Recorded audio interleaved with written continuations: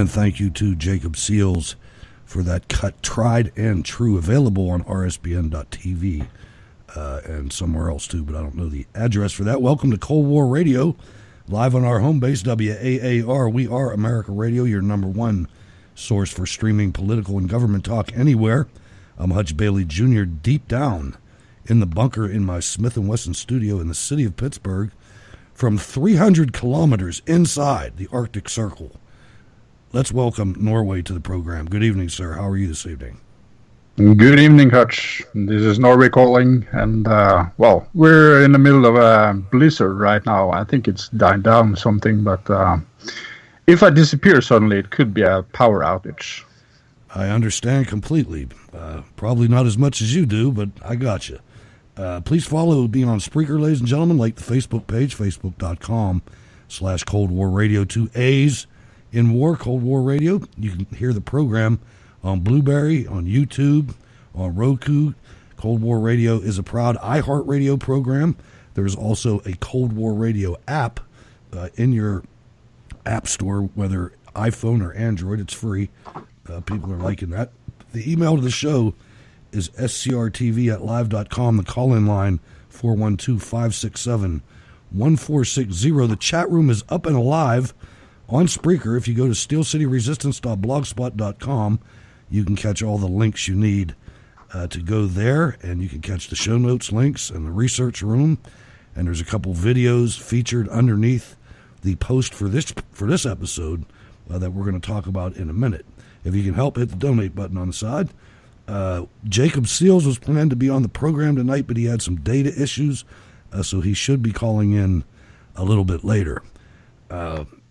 I'll tell you, just before we get into our main topic, Norway, we're living in historic times when it comes to the media. I've never seen anything like this. I mean, I'm watching them, just some of the things they're saying. They're actually making the story about themselves, and it's really the I don't know, the pearl clutching and everything else that we're witnessing. It's making them fall apart. They don't have a very good character, a very good foundation. It seems like a little bit of controversy, and they're right off the rails. Yeah, absolutely. I really don't know what's going on with the media. Now, the big story today was that Milo Yiannopoulos had been booted out from CPAC. And the funny thing, it was actually Steve Luckner over at RSBN that discovered this while he was conducting a live stream breaking news. And he went to Breitbart's front page, and there was not one single story about Milo Yiannopoulos, which is an editor, no less, on Breitbart. So, I think this is a controversial story around Milo. And, I mean, he's a provocateur, and he doesn't hide that he's a provocateur. He openly admits that, and I watched this clip in question about him being allegedly being pro pedophilia, and what the guy is doing is really discussing this as a philosophical idea. And I mean, under the First Amendment, he should have every right to discuss it as a philosophical idea. And he never promotes pedophilia. And he says that, the law is okay as far as the age of consent. So I find it a little bit worrying if this means that Breitbart is... there were some rumors that he might actually be fired over this, which is totally ridiculous. If they do that, Breitbart will be ruined. Yeah, I mean, he is no doubt a big star, and I mean, Breitbart should be behind him with all they got in this. Especially when you look what he said. I mean, if you look what he said, there's two storylines, and then there's the fake news line. But the two storylines is he explains or he talks about or references himself being molested as a child, as an underage teenager or whatever. And then he speaks, he said that he used the wrong terminology, and I understand what he meant too. I mean, he's talking about young men. He called them boys. He meant young men that confide in older men because they can't confide in their own father or their own families. And they took this thing, and of course, where it came from the Blaze. That's the first. I saw it last night. I saw it before my show last night, but I wasn't going to say anything about it because we were trying to vet it as the show was going on, and I wasn't going to bring it up.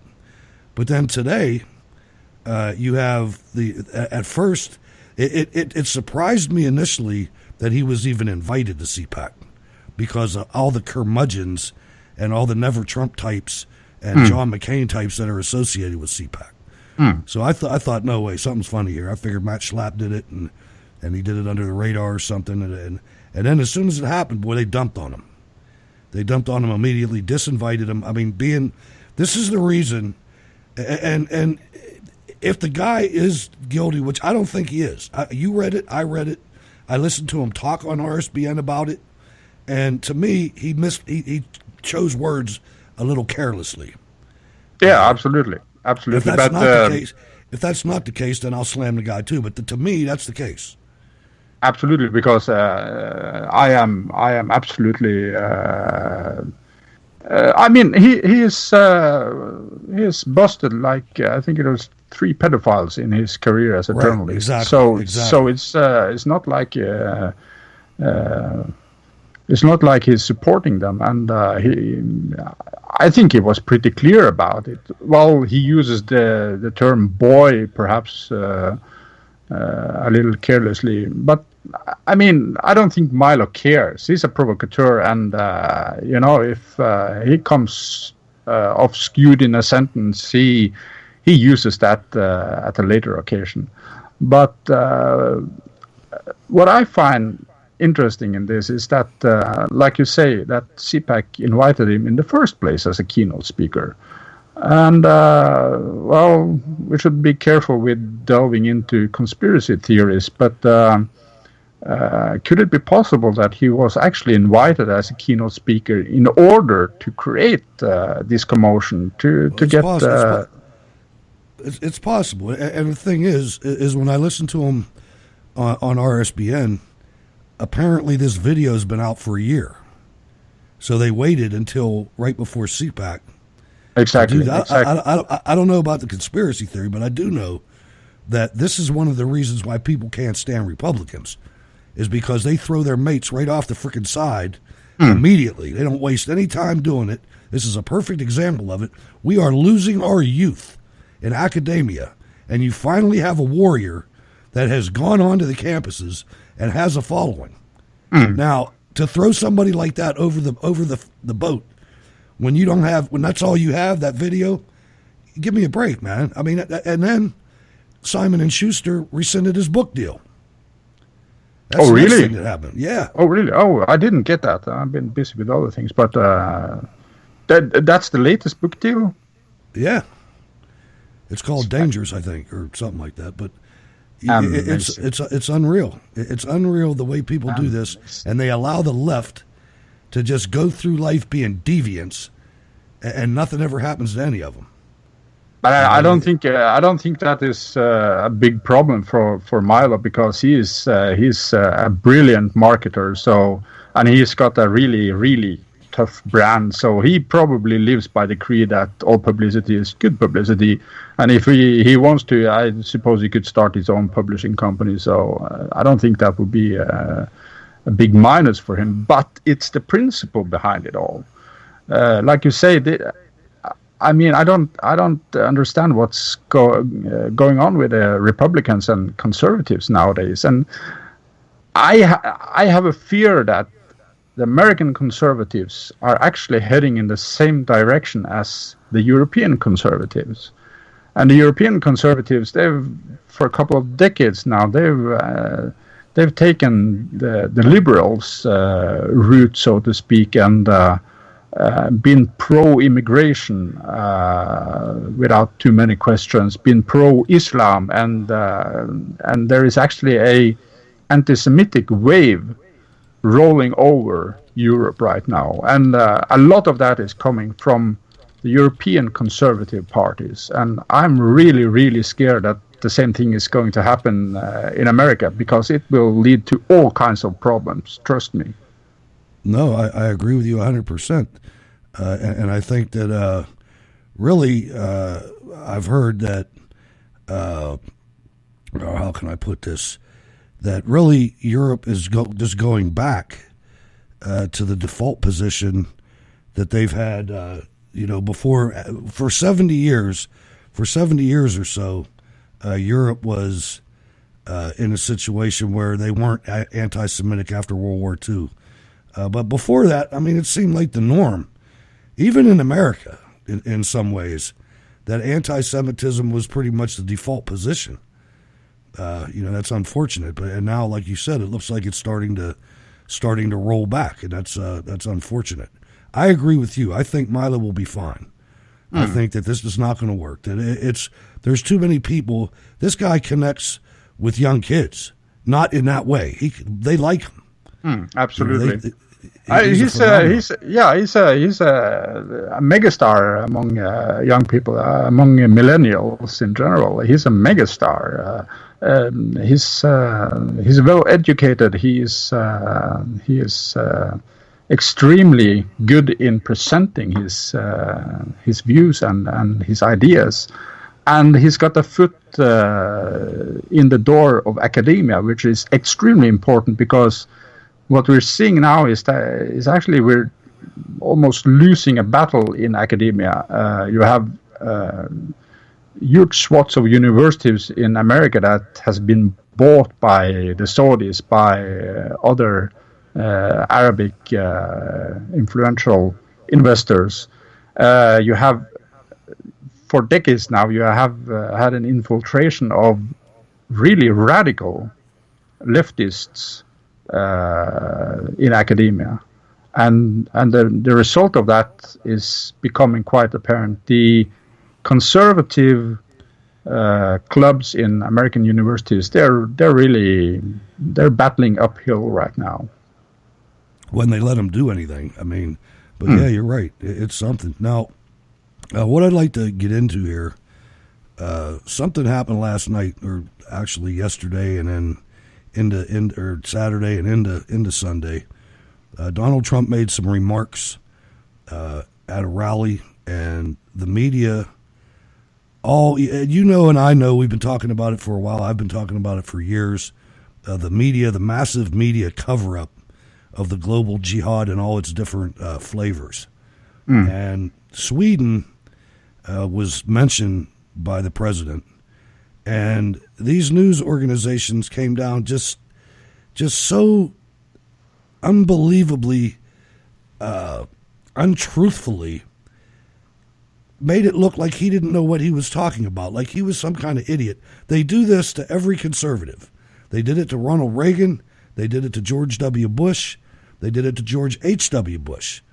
And they're doing it to Donald Trump. Donald Trump was so spot on. I was so furious with this. We talked last night, and I said, let's drive this point home on the program tonight, because he is the first president that gets it, Norway. The first one that I've seen, and I could play you tapes of George W. Bush praising Islam, and it just, after they blew our buildings up, and this guy finally gets it, and it's a breath of fresh air. And we're going to talk about tonight how absolutely hell on earth it has become for a Swedish person in their own country.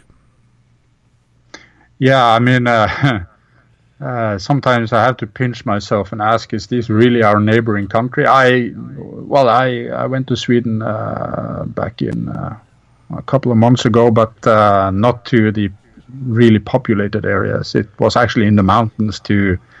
They got cheap meat, so cheap meat and cheap alcohol. So it's quite common for Norwegians to go shopping, and there's a quite big leak of capital in that respect to Sweden. But to go into the more populated areas in Sweden, no thanks, not anymore.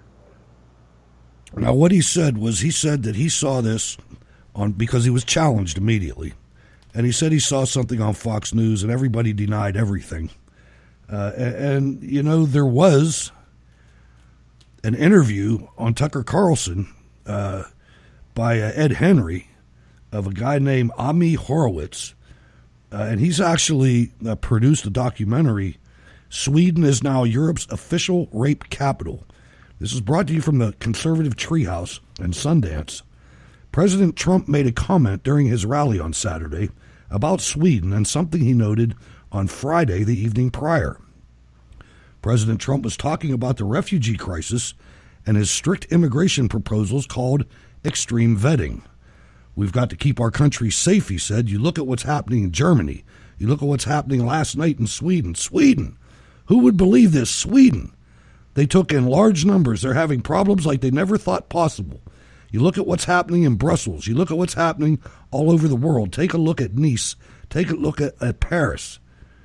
And, you know, then they come around and they act like nothing ever happened, like the guy's crazy. They're trying to keep a lid on this, and it's enough to drive you nuts. Let's say good evening to Hickory from Florida. Good evening, Hickory. What's on your mind? Yeah, Hickory. It's Hickory, Norway, and Hutch. You know, Hutch. You're like the talk show host. I agree with 95% of the time. Okay, here comes that 5%. Here comes that 5%. I can feel it. Yeah, go ahead. Well, it's better than having a 3% after you, man. But what's up? You know, hey, you know, you said that if they get rid of Milo, Breitbart's going to go down. Well, let me tell you what, Breitbart handled a big tidal wave when Andrew Breitbart went down, and they stayed there.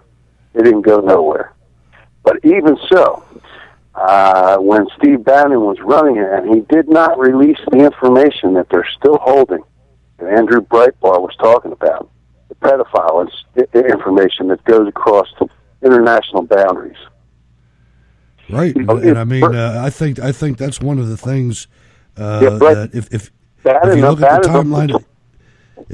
timeline of Glenn Beck's career and how it went, he had that information too. Well, Bannon, you know, he right there. I said, man, he just knuckled under, but no, he was really good the way that he handled it. And it was handled properly. And even though it hasn't come out fully, but I know what you're saying about Glenn Beck. It's the same with Dennis Kucinich. He got on Obama's plane and come out MK Ultra, man. You know, like somebody got to Glenn Beck. You're exactly right. I don't know what they did to him, but hey, I've suffered the same thing that he did. Back in like 2010, 2011, I'd worked so hard, Hutch. I had zero adrenal gland activity.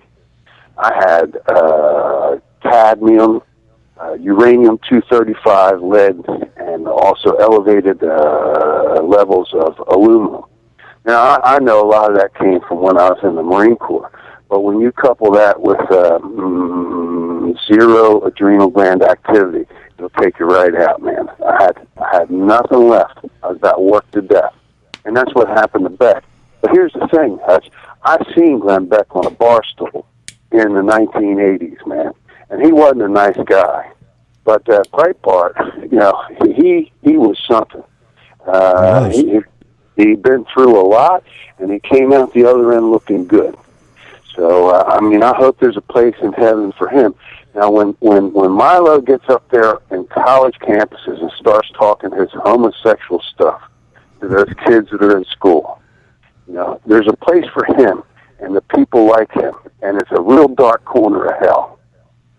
So, well, I mean, you know, free speech is not, the First Amendment is not that guy from Ohio, what's his name, the porn guy, Larry Flint.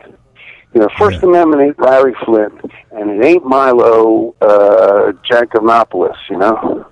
Well, the thing about it is, and I have to agree with you on the explicit things that he says, but I don't think that's why he's at the campus. I think I've seen him bring something up like that when they called on him about something. And I didn't like the way he answered it. But if you look at the meat and potatoes of what he's talking about, nobody else is doing that. These kids are getting programmed. All this queer stuff came out of the British Empire, the royal family, and the Brits in their boarding schools and stuff like that. I mean, there's a whole bunch of these people out there, but in the United States, it's only about 3 or 4% of the population when you get down to it. And they keep trying to recruit, and he's a recruit for the ones who want to be conservative and gay, and it's just a wretched lifestyle. It's not my lifestyle. The Greeks and the Romans, they had open sexuality in their societies. All of Europe is full of royal families who have been doing their dalliances for so long they have forgotten what it's like to have more than their share of love in their life. There is no love there. And so therefore it just ultimately segues into the prophecy of the end times, and their love will grow cold. Okay, but a quick question here, Hickory. Do you believe that one can be persuaded to become homosexual, or do you think it's genetic? Well, I don't know. Was Patty Hearst persuaded to become a Symbionese Black Liberation Army, or when the FBI came rolling in, she says, "I'll go with you"? What exactly did that mean? You know? Okay, but then you're saying that you can be persuaded through the lifestyle.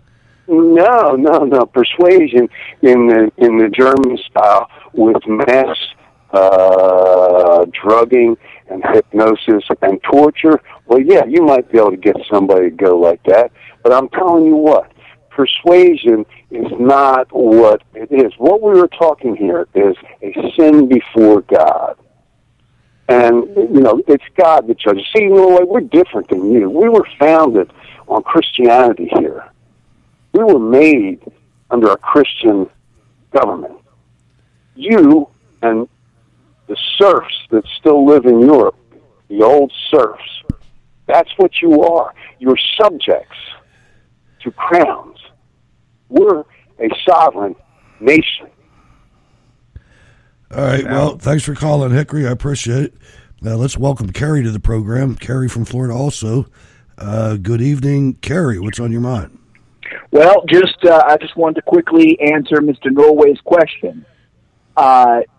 You are not persuaded. We are all, you, me, we, are made in the image of our Creator. We are three-part beings. We have a spirit, which is what lives forever. We have a soul. Man calls it a mind, which is the decision-making process. And we have a body, the flesh and blood. Mm-hmm. Just like your Creator is Father, Son, and Holy Ghost. Okay? Now, yes, absolutely. We choose where we go.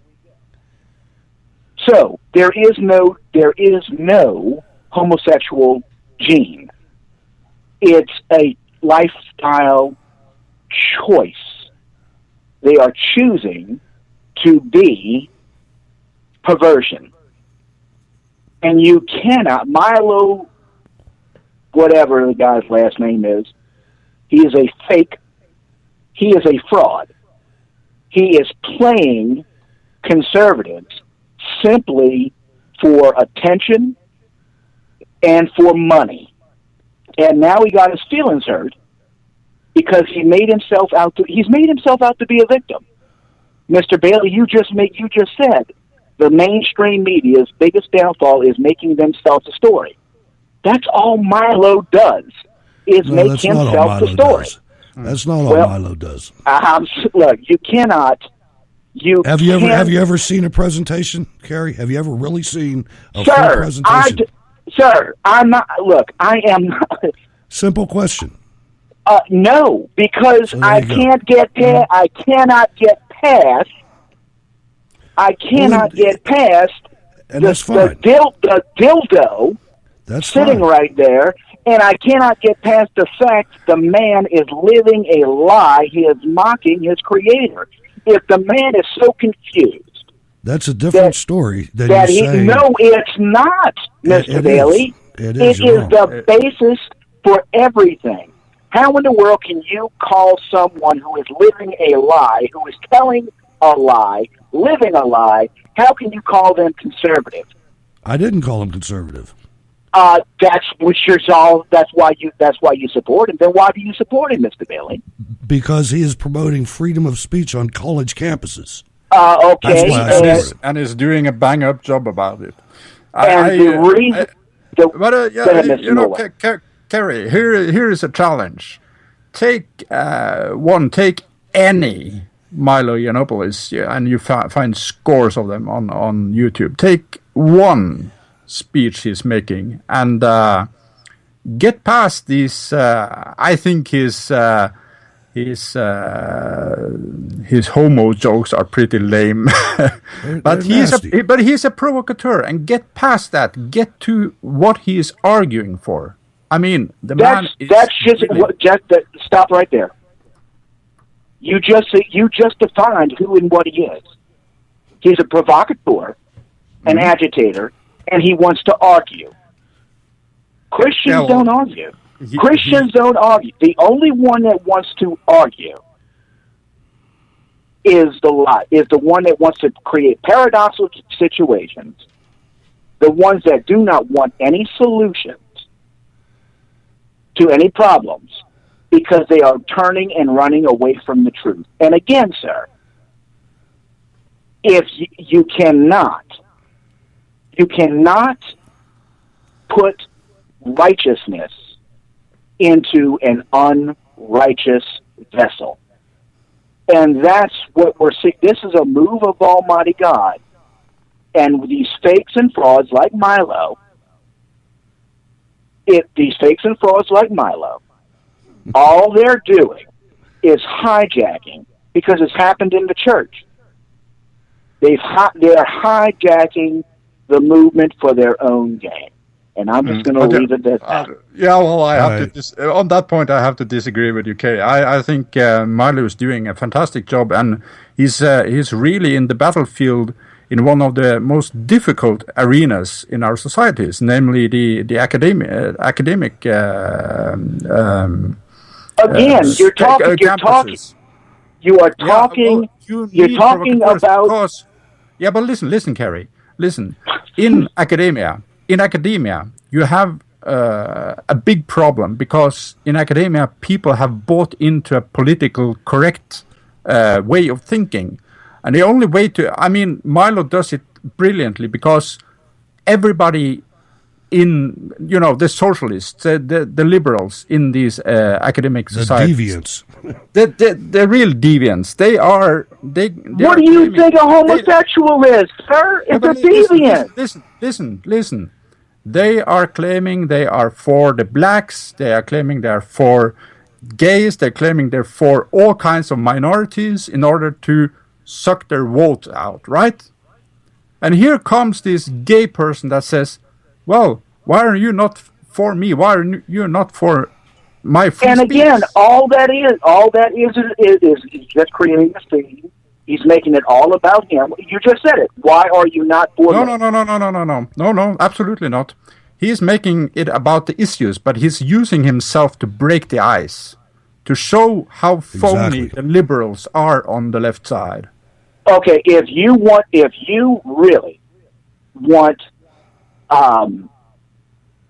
really want to state that case, if that's your case, absolutely. If you really want to shut the liberals, hold up. I've seen a lot of his speeches. So if you really want to make that, if you want to argue from this point, at least see one of his speeches, please. At least one of his speeches. So, I'm. Look, and we can take this debate because it's a good debate.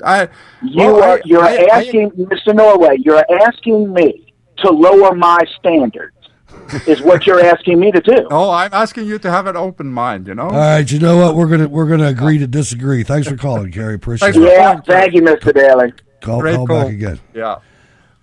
All right, so it's a divisive issue to say the least, and it is. And I had to do what you said. I had to get past it and just look at it, and enough on that. We'll see what happens. And my comment, Hickory, I wanted to get back to something.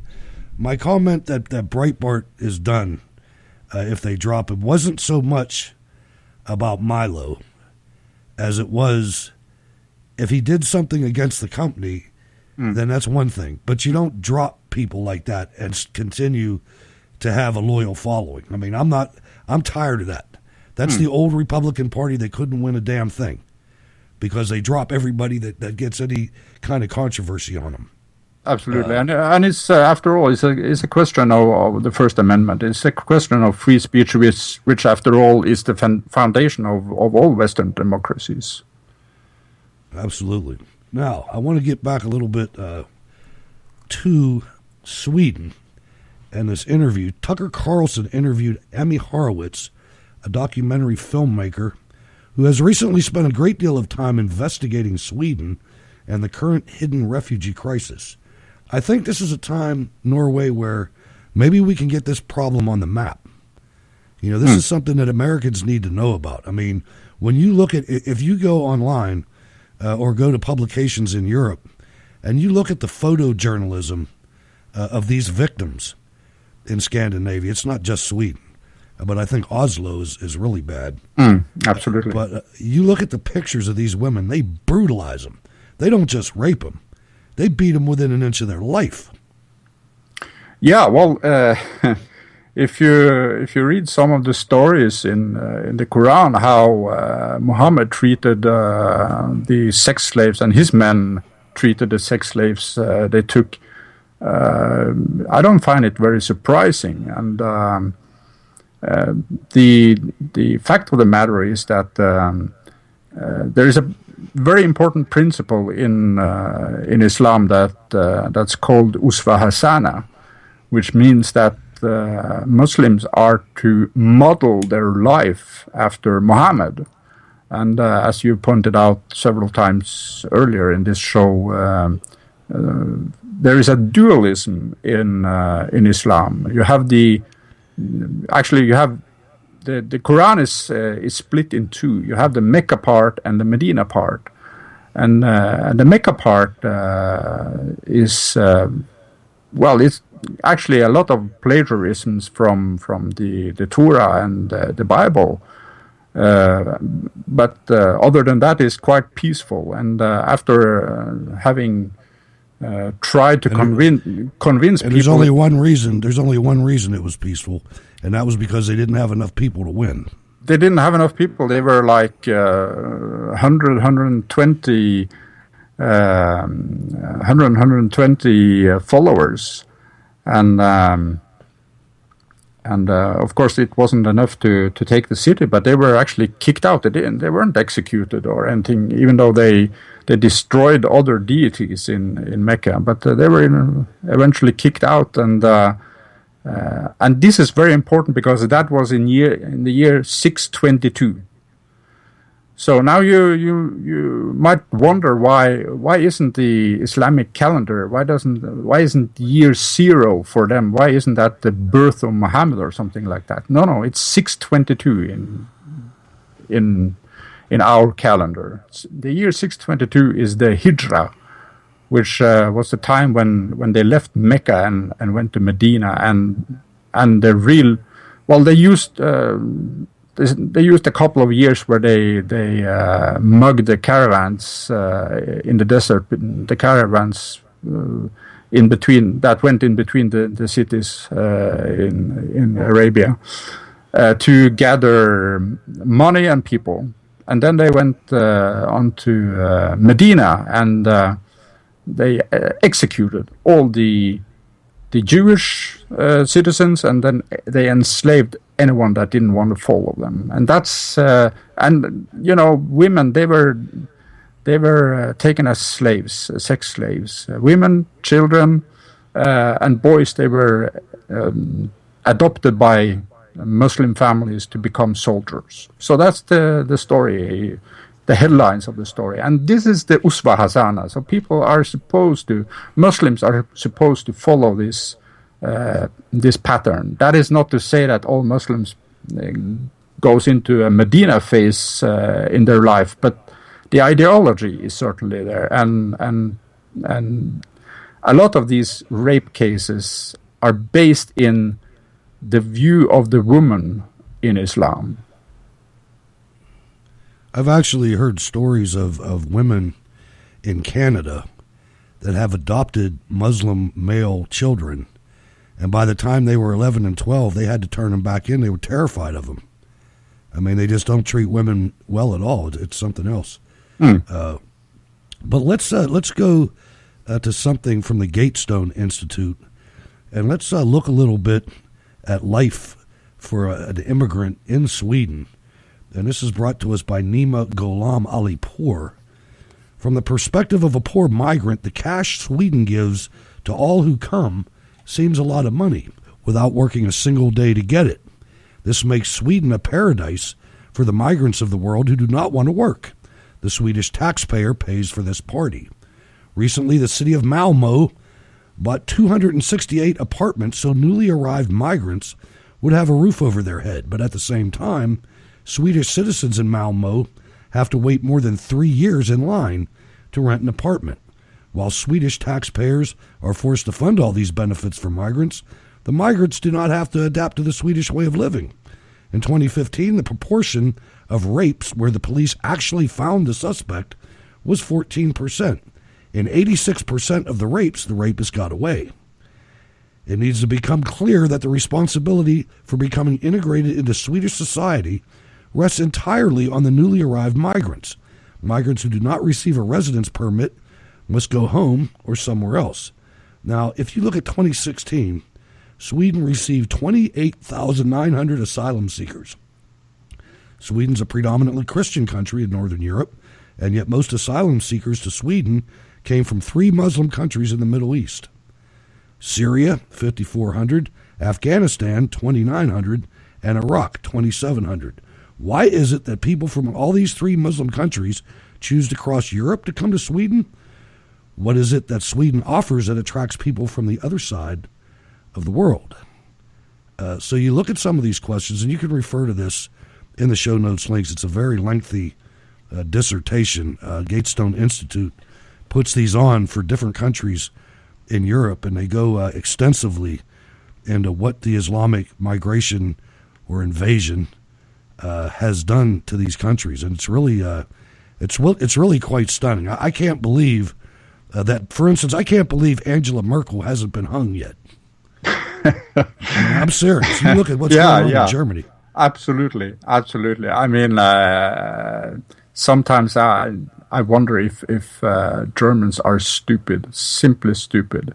I have a lot of German friends and even family, and well, it seems like they're walking around in a daze, and I feel that some of this is like an inheritance from the Second World War, where well, actually they've been guilty of starting 2 world wars, so now they're even afraid to breathe. But some Germans have woken up, but you don't hear about it in the media.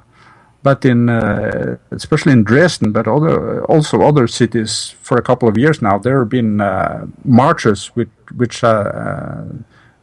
hundreds, well, tens of thousands, maybe hundreds of thousands of people from this organization called Pegida. I don't know if you heard about it. I have, and as soon as they come out, they compare them to the Nazis and everything else. Absolutely, and these are peaceful people, and actually you find people from all walks of life and from left to right on the political spectrum that all agree that the Islamic invasion is intolerable and has to be stopped.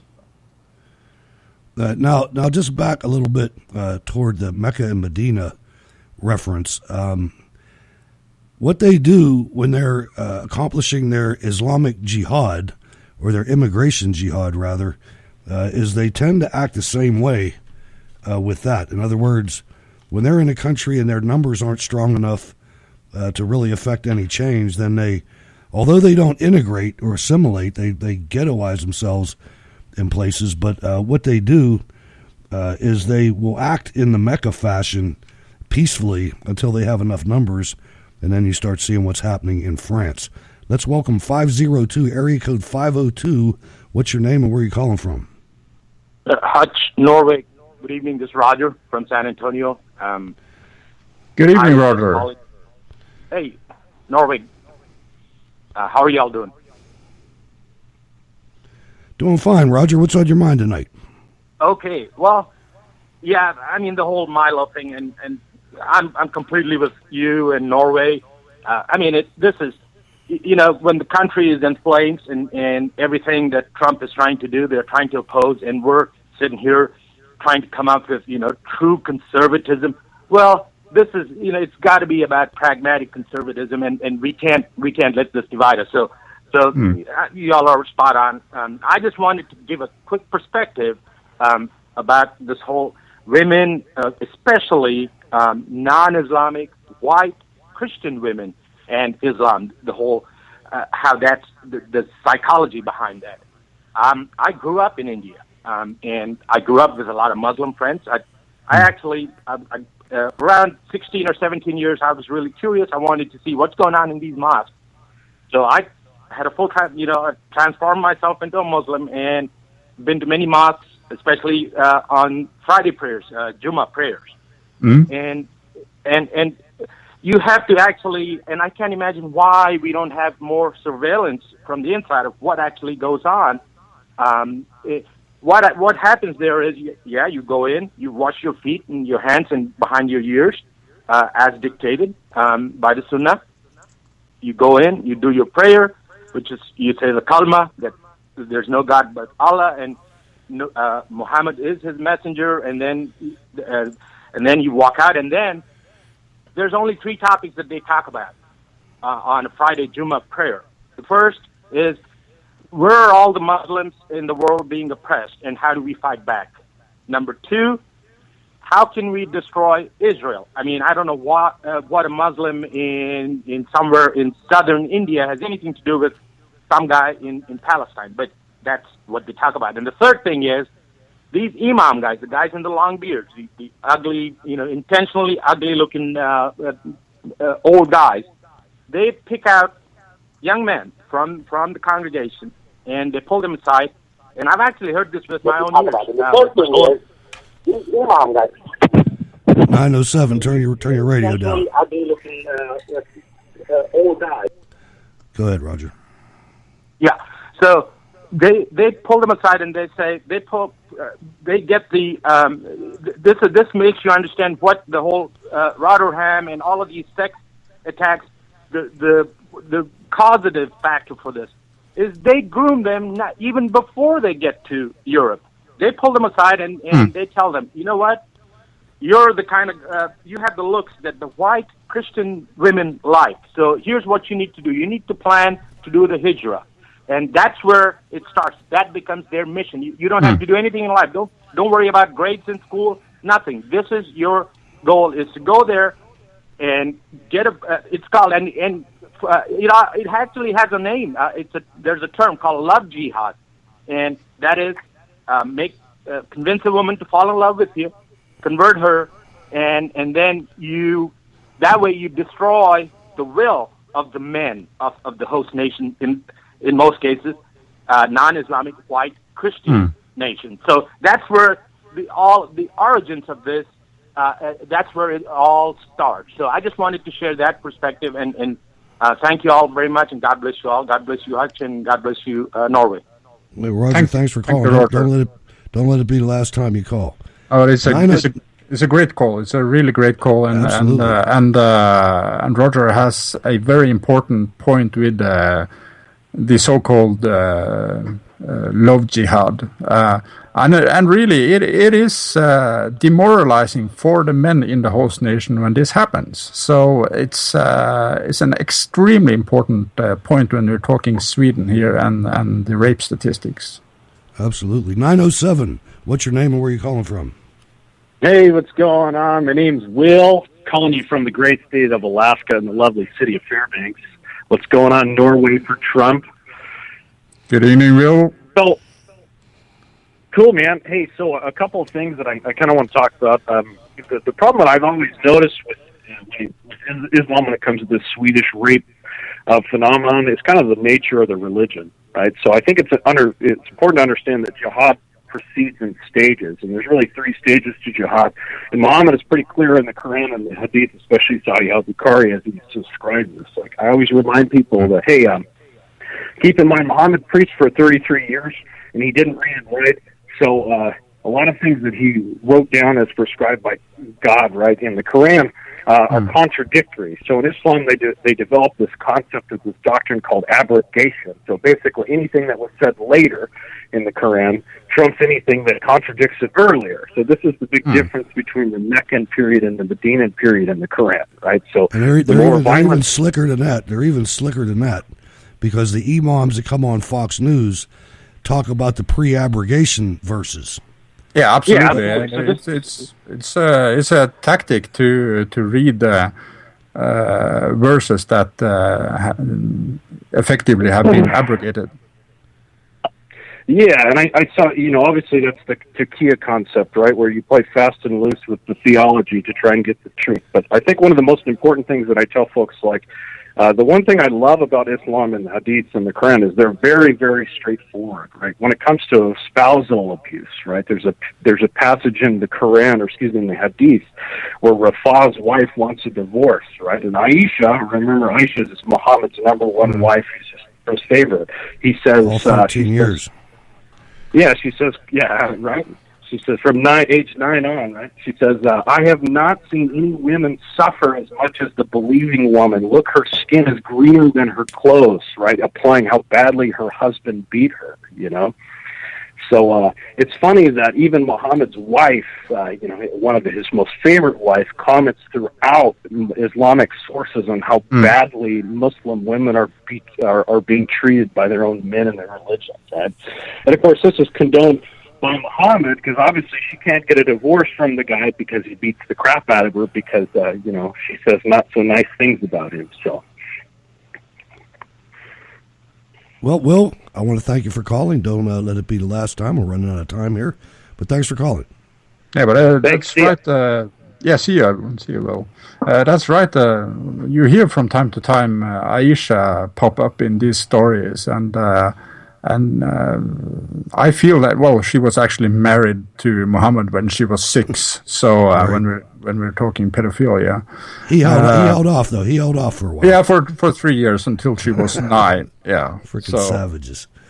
It's amazing. But Aisha, she pops up now and then with commentaries, and also when Muhammad goes to marry again, she comments something along the line that your God is quick in granting you wishes, because he got commands that he had to take more than one wife. So, but in the end, when Muhammad died, she didn't hold back in grabbing power. So, well, I guess all these years with Muhammad got to her in the end. Yeah, I guess now is Sweden on the brink? It seems that their police force is pushed to the breaking point by all this recent violence and this migrant influx. Have you heard anything about that? I know you were speaking about grenade attacks almost weekly, and how's the police force holding up, I wonder? Well, the police force isn't holding up very good anymore. I know for a fact. I know a Norwegian police officer, which he was fired from his job for making a private comment about the former socialist Democrat Prime Minister Jens Stoltenberg. So he was fired from the job, but he has some contacts with his Swedish colleagues, and I know for a fact that several of them have actually quit their jobs because it's intolerable. They don't have enough resources. And when we're talking about rape here, this is interesting because I came across several articles when I did some research for this show, and And foreign reporters have been asking Swedish authorities. First of all, they want to see the real rape statistics, which they've been asking for years. And oddly enough, they're really reluctant in handing out these rape statistics. But the really crazy point is that they actually defend the high rape statistics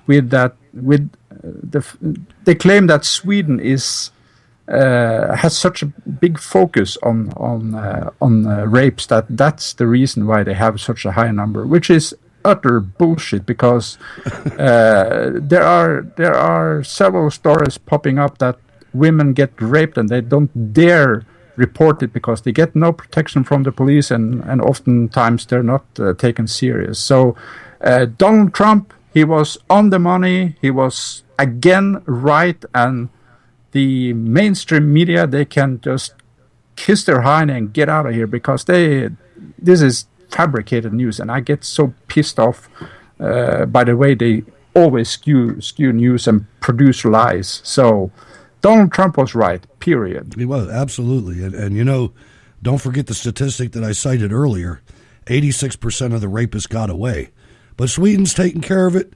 They got everything under control, ladies and gentlemen. Yeah. The Swedish library has banned a factual book on immigration, says the contents are contrary to human rights. So that's all going to go well.